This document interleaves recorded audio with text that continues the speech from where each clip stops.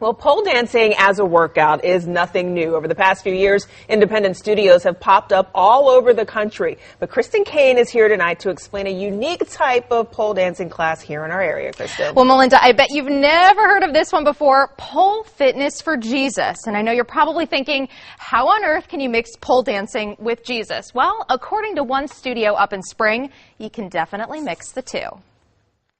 You're going to step in front with the inside leg. Now you are going to kick this one out. I was a dancer for 3 years. Okay. It's probably 7 years ago or so. I did it for a while.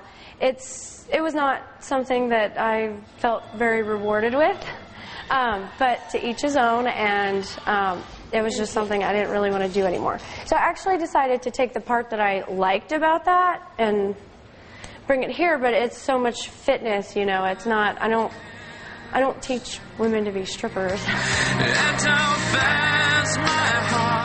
Every second Sunday of the month, Crystal Deans invites female churchgoers into her pole dancing studio. On the Sundays when we do the Pole Fitness for Jesus, we do the upbeat contemporary Christian music because, you know, people have to bring their church program to get into the class. So we basically are just continuing the whole worship thing. Don't let the name of the class fool you, though. There's no prayer beforehand. There's no crosses hanging in her studio. Just to, like I said, get past the whole stigma of the whole thing. I'm very Christian. I go to church every Sunday, you know, and I pray, I talk to God, things like that. I think that there's nothing wrong with what I do.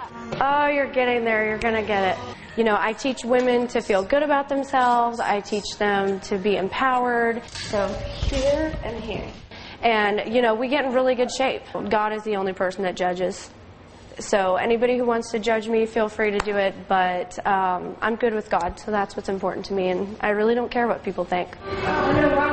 And neither does newcomer Tiffany Booth. So I think it's a fabulous thing. I was raised around religion and everything. My parents, very religious, and also, it's a great way that you can get that stigma off. It's not just dancing on a pole. It's just, all it is you've got music and you've got girls together working out. And it's a different kind of workout.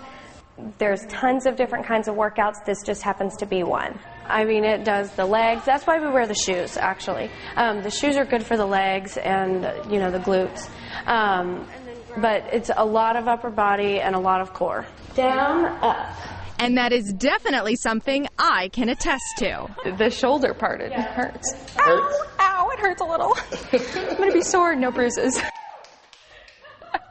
Well, I didn't have any bruises, but I did just a few moves, and I was sore for a few days. I had never tried the pole fitness before. It's quite a workout, I hear. But you got to look at this. I took a picture of my wrist because afterwards I left my watch on, and it was a little bit bloody. You can see there it's a little bit red. So if you are going to try this, just leave all your jewelry at home. All right, Kristen. Well, it's good for the reporter involvement tonight, but I got to ask you, there may be a lot of people out there who are wondering what she thinks. You know, they may think that this is a gimmick and in really poor taste to use the name of Jesus with pole dancing. You know what? You're right. And we've been talking about this in the newsroom all day. You've seen some of our Facebook comments about it. But they take it very seriously. You know, she's very genuine about it.